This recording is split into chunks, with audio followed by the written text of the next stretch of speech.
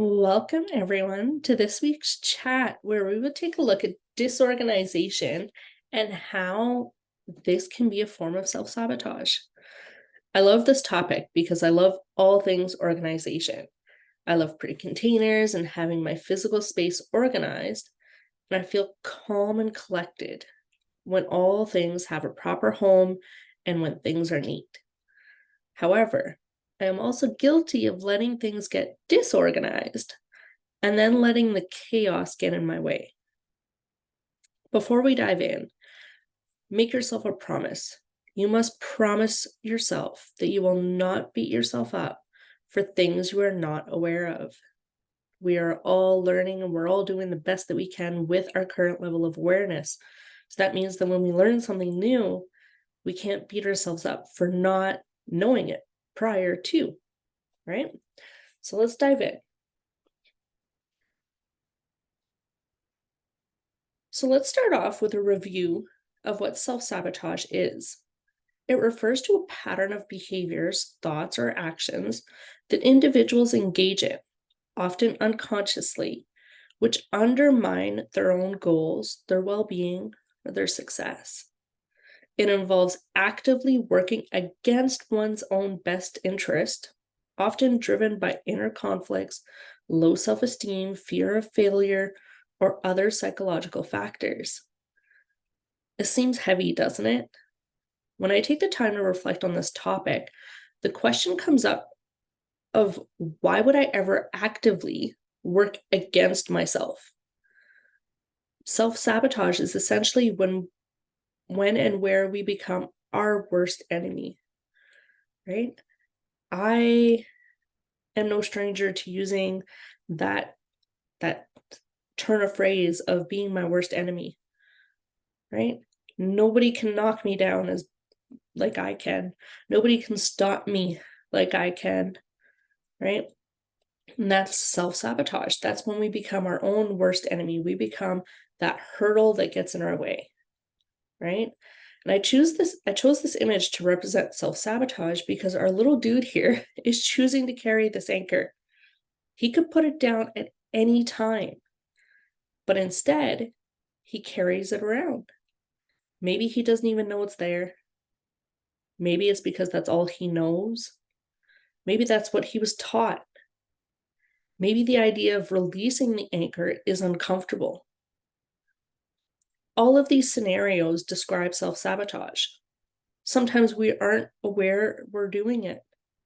Sometimes it's a habit, and that's the only way we know how to react and act. Sometimes we know it's there, but the idea of releasing it is uncomfortable. So we choose to keep going down the same path, doing the same thing.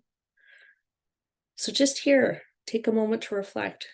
Are you going through life like this little dude is right here? Are you carrying around an anchor? Is it because that's what you know? Is it because it's uncomfortable to let it go? Or were you unaware that you were carrying it around? Now let's take a closer look at how disorganization fits into the self-sabotage realm. By leaving our lives and spaces in disarray, we are not just mindlessly forgetting to take care of our surroundings. We're often actually creating distractions and chaos that serve an unconscious purpose. Without cleanliness, we create fewer opportunities for ourselves.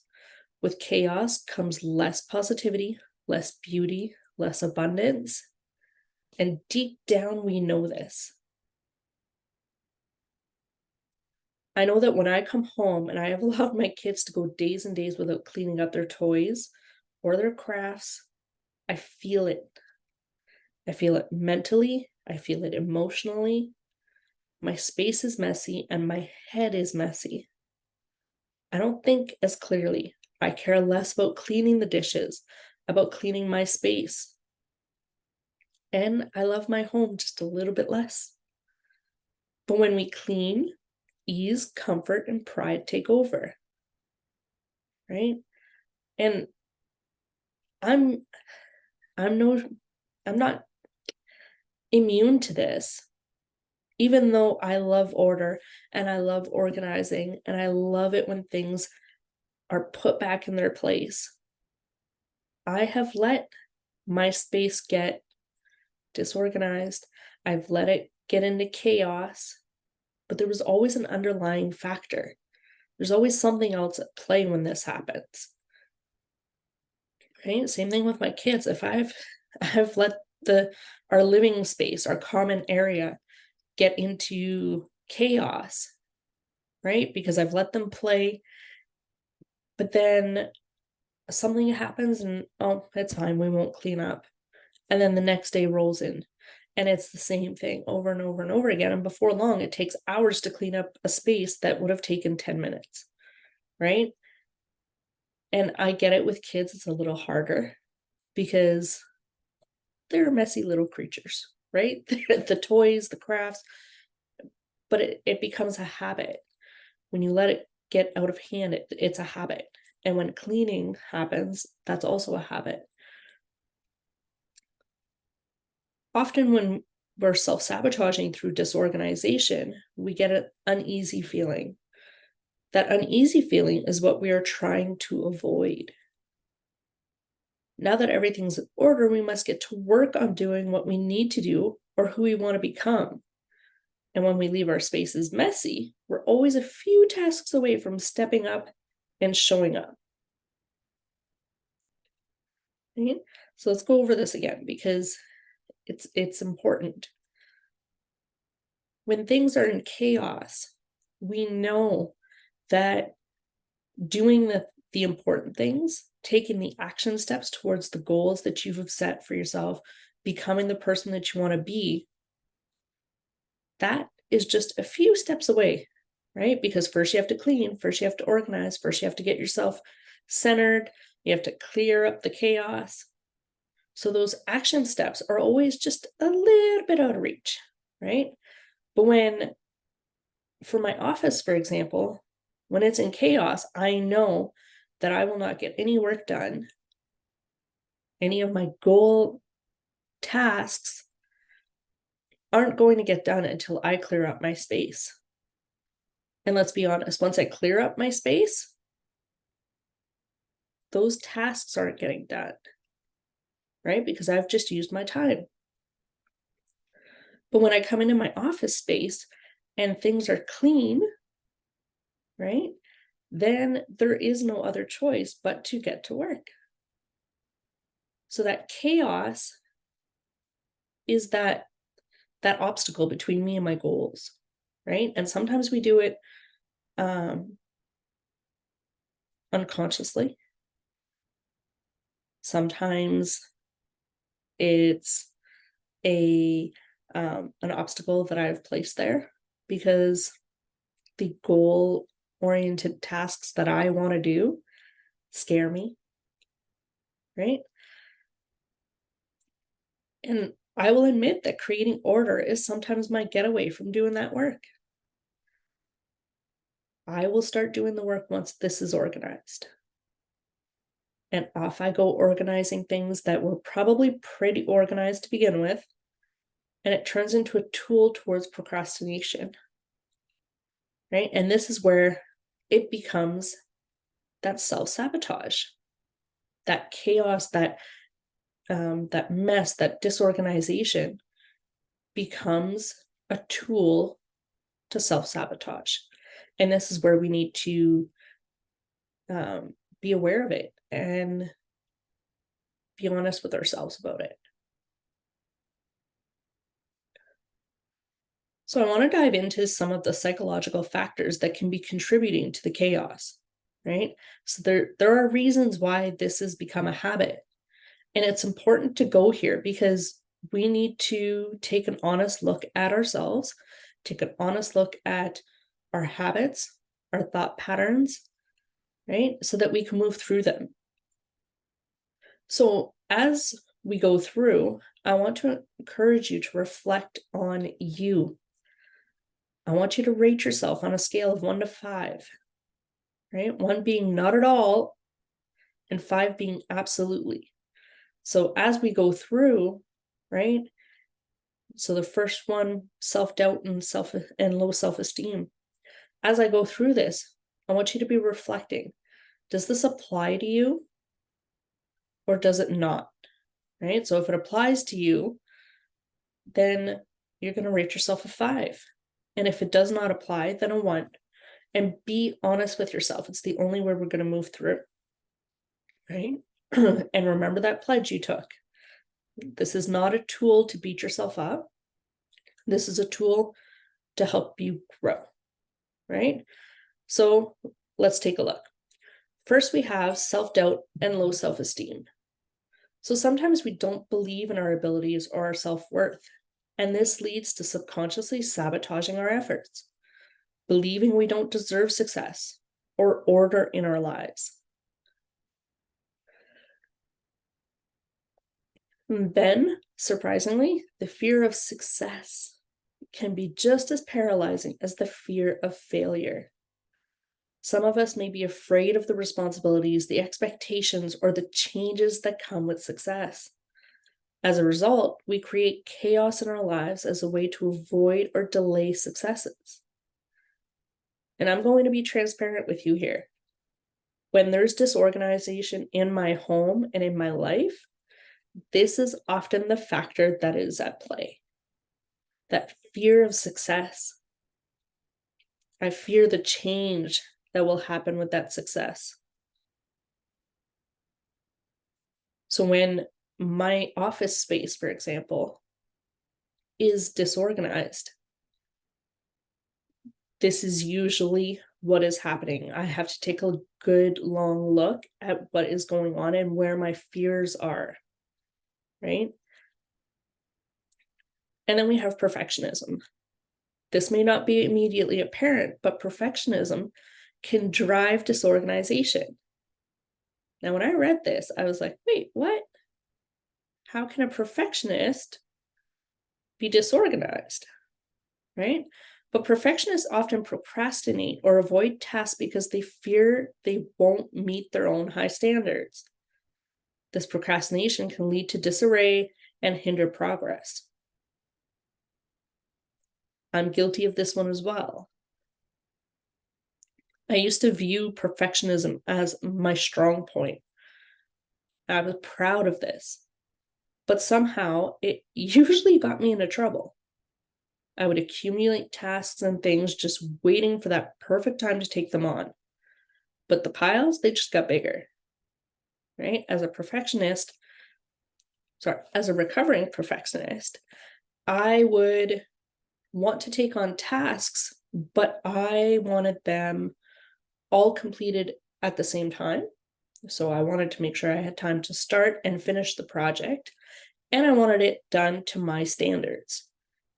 Now, I don't know about you, but time was a big factor. And the projects that I set out for myself were always really big. So then I wouldn't start them because there was no time to do them all. Right?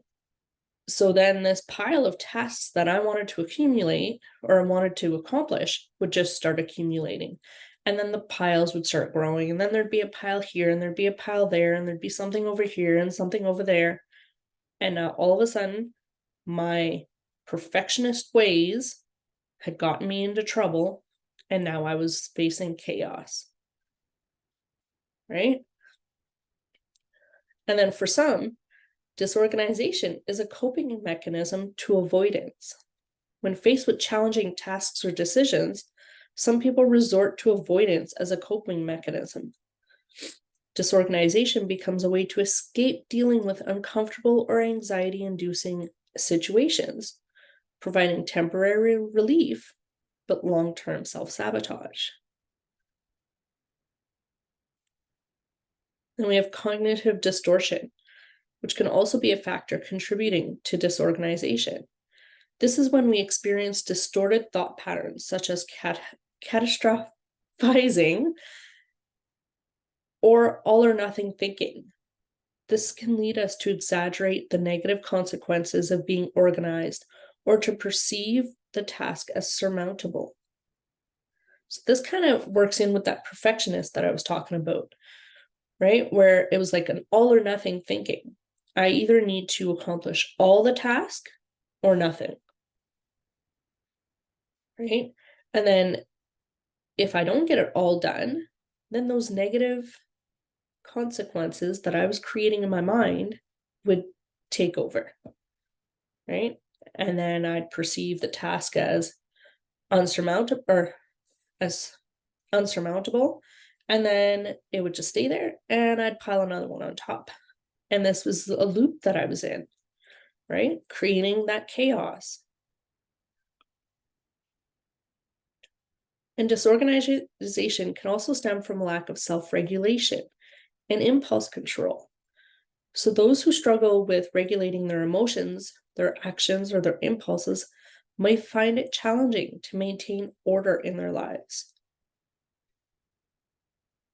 Past traumas or negative experiences can also influence disorganization. Trauma survivors might subconsciously recreate chaos in their lives as it mirrors the emotional turmoil they've experienced in the past. Some of us may be using disorganization as a self-fulfilling prophecy. We may be holding on to a belief that we are inherently disorganized. If someone is constantly telling themselves that they are disorganized, they may unconsciously act in ways that align with that belief. This is what we call a paradigm. This is a belief. That's it. I'm unorganized. I just can't do it any other way, right? That's the belief that is set in. That's the belief that the person is holding on to. And the result is disorganization, right? So if a space is organized, well, that goes against that belief. So in time, the organization will soon become disorganized again. And some people seek external validation to boost their self-worth. They may create disorganization to garner sympathy or assistance from others, reinforcing their belief that they need others to manage their lives. This seems like a lot of factors being thrown at you, but remember, the promise you made to yourself in the beginning, I'm sharing this to bring you awareness. You're not allowed to beat yourself up about any of it. You promised yourself. Show yourself some grace. Practice self-compassion. Take a few moments to look at your ratings so far. Are you noticing any tendencies? Have you rated yourself as a 5 for any of them? Maybe there are 4s, 3s, 2s. Don't look at these as flaws. Okay, look at them as treasures. These are the treasures that lead to your self-improvement. Now, with these treasures in hand, I want to take the time to look at some of the consequences of these habits. And I go here because some of you may have thought, and I know this because I thought this at one point, what does it matter if I'm disorganized? Who's it hurting? Right? This is my office space. Nobody else comes in here to work. So who's it hurting if there's a pile on my desk? Who's it hurting if there's a mess over here? Or if things aren't put away where they need to go? But part of the awareness is recognizing its effects on our lives, and the consequences of being disorganized and living in chaos are vast. We can experience the consequences in our personal lives, our professional lives, our relationships with others, and with ourselves. And again, I strongly recommend you grab your rating system and take inventory as we go through. Reflect on the consequences that you are currently experiencing. This will help you build a clear image of what you are currently experiencing and will also provide the foundation for your next steps. So disorganization often leads to inefficiency in daily tasks and responsibilities. When you spend extra time searching for items or trying to remember appointments, it hinders our productivity. In the same realm of things, disorganization can negatively affect the opportunities that are presented. Whether it be work, school, personal development, jobs, it affects the achievement of our goals, and it often appears as roadblocks to our success. When we're disorganized, there are more missed deadlines, right? When you're disorganized and you've got things written maybe on a bunch of sticky notes, but you can't find the sticky notes, you're missing appointments, you're missing deadlines, and you will miss opportunities that would be presented to you. There are higher levels of stress and anxiety when living in a disorganized environment, or when we're constantly struggling to stay on top of tasks. This also leads to the persistent feeling of being overwhelmed, which takes a toll on our mental and emotional well-being. We can encounter financial stress, as the disorganization can lead to missed bill payments, late fees, overspending, right? And being disorganized can also place strain on relationships, causing frustration and conflict with family members, friends, or colleagues due to unkept promises, forgotten commitments, and it can damage trust and communication. Those around us may even find themselves picking up the slack, which can lead to that frustration, right? If we're unorganized in what we're supposed to be doing, and we've promised to appear somewhere, or we've promised to do something, the more unkept promises, the more strain on the relationships.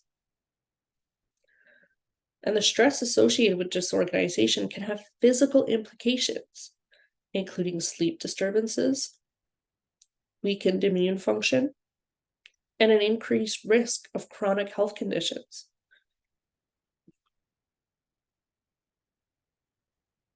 Repeated disorganization can erode your self-esteem and your self-worth. It can reinforce negative beliefs about your abilities and create a cycle of self-doubt.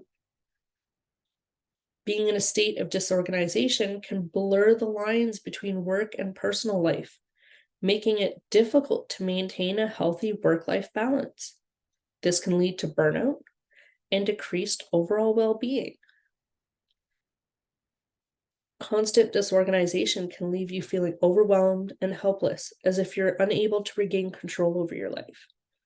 This can contribute to feelings of hopelessness and despair. It can reinforce negative behavior patterns and thought processes, making it even more challenging to break free from self-sabotage and self-destructive habits. And people who struggle with disorganization may prioritize their responsibilities and external demands over self-care. This can include neglecting proper nutrition, exercise, sleep, relaxation, all of which are essential for overall well-being. So many of these consequences mesh together, right? They all play together, because the lack of self-care will have an effect on your physical well-being. The stress will have an effect on your physical well-being, right? The lack of boundaries will have an effect. So they all play together. It's all a big mess of consequences. And I know that this is a lot to take in. So you've got the physical factors that are causing that disorganization, and then the consequences of the disorganization, right? But my goal is not to overwhelm you with the information. But like I said earlier, it's crucial to know the facts and be able to honestly assess our situations and where we're at. This is the only way we can move forward. So I hope you've been reflecting on your own situation and using your rating system. If you haven't and are watching the recording, go back, pause, rate yourself, reflect on it, journal. This is a tool to help you assess your situation, assess where you are at. And this piece here is crucial. We can't stop ourselves from taking action, right? Identifying our self-sabotaging habits is only one piece of the puzzle. The next one is addressing the issue. It's only in addressing it that we can grow ourselves and move ourselves forward towards our goals. It all starts with self-reflection. This can be in the form of journaling or even how you rated yourself throughout this webinar. Start by reflecting on disorganization and its impact on your life. Identify where you struggle the most. And this can be walking around your home or your space with the intention of taking in what is going on, right? My intention is to walk around my home and take note of which spaces may be disorganized, which spaces am I avoiding, how does the space make me feel, right? This is all in that self-reflection. Next, we explore the factors that drive the disorganization, right? This may involve examining your self-esteem, your fear of success or fear of failure, past traumas or other issues. Again, go back to what information I gave you at the beginning. And then I strongly encourage seeking outside help from someone like me, a coach, who can help you with the next steps. My role as your coach is to walk alongside of you, to guide you, to empower you, and to help you transform disorganization into organized bliss, into ease. And the next 3 action steps need to be done in small chunks. Tackle one simple thing at a time. Set it up and keep it up for a few weeks before adding another thing. This is how we build ourselves the road to success. Now, if I'm looking around me at the moment, it could be as simple as I have a container with pens, whiteout, even a hair tie, right? This container is beside me. Now, this is organized because all pens, all highlighters are in this container, and it seems so silly right now to put it this way. But if I need a pen, I want to know where I'm supposed to look. I reach in, I grab one, right? Especially if you're working on an idea that just suddenly came to your mind, right? You just got to download, you want to write it down because it's genius. But if I'm looking for a pen and I can't find one, then there is a very good chance that I will not write that thought down. I will not write that idea down, right? It can be as simple and easy as that. Next, I recommend establishing healthy habits and routines. Most often, our routines are chaos, and then we leave our space in chaos. We forget things, we leave things lying around, and the cycle continues, building a heap of disorganization behind us. Now, I pride myself on being an organized person, but my routines used to be a shit show. This is where I left things messy because I didn't allow time to do the things as I went. And then at the end of the day, I was too exhausted to reorganize. Then the next day, off we went again, adding to the chaos. Routines and habits are life-changing tools to have and use.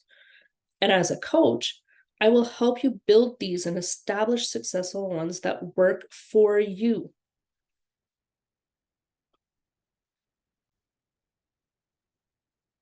Then I will guide you and teach you how to set realistic goals. We will break down your organizational goals into smaller, manageable steps. This approach can help reduce feelings of overwhelm and make progress more achievable. This last step may seem woo-woo-y, but it's an equally powerful tool. We must visualize our success. Visualize how you want your space to be. Physical, emotional, and mental.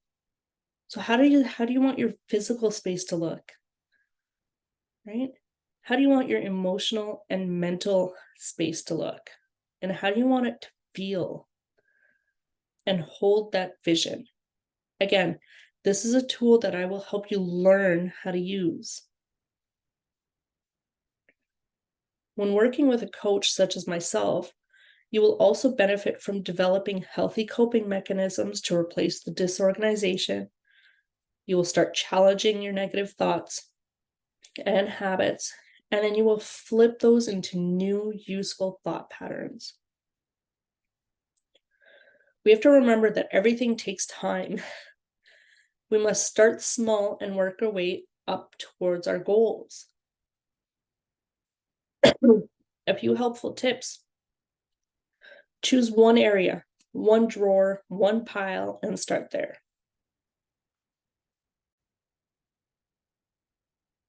Then commit to keeping that one drawer, that one pile, that one area organized and decluttered.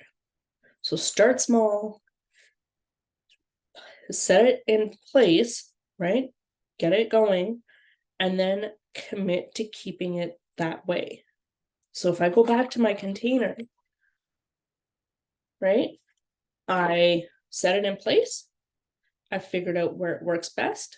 I tried keeping it in a drawer, and in my office space, that wasn't working because, truth be told, I wasn't opening the drawer to put it in.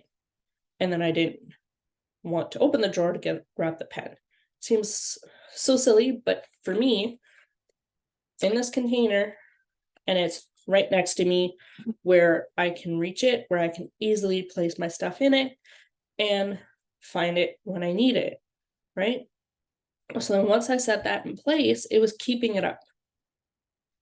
Once that was set, then I created a new one. Okay, what else needs to be done? And then I set that one in place and I kept it up, right?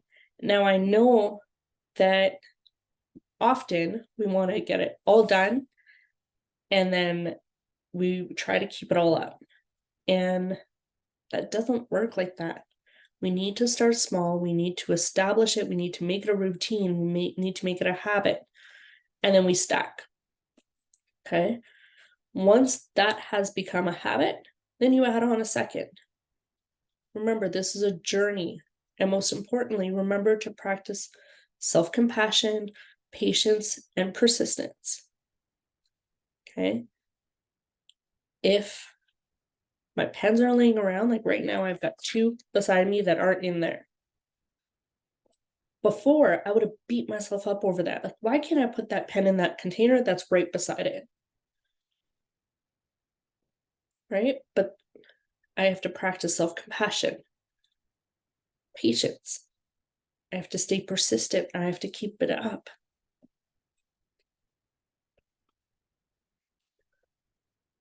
Now, unfortunately, a lot of people will go through the process, recognize the issue and the consequences, and then that's it. They stop there. This is self-sabotage. This is setting up your life to be in a repetitive loop of chaos. We are not meant to be here in a struggle. We are meant to grow, to learn, to change, to thrive. So now the question becomes, are you going to settle for your repetitive loop of chaos? Or are you going to choose to put the work in and create a life that you desire? You get to choose. Working with a coach is 100% worth it. I would not be who I am today without the help of my own coach. She has helped me identify my own limiting beliefs, my self-sabotaging habits, and gave me the tools to transform those beliefs and habits into beliefs of empowerment and abundance. She guided me through establishing the new routines and the habits that serve me in the best ways, and showed me that there's so much more to life than the struggle that I was living. Now I am here as your mindset and wellness coach, and my goal is to empower you by helping you create the life that you truly desire and deserve. To do this, I will help you find clarity, bust through those self-imposed limiting beliefs, and help you take control over your thoughts so that you can get the results that you want. Scan this QR code and schedule your free 30-minute connection call with me. I can't wait to connect with you.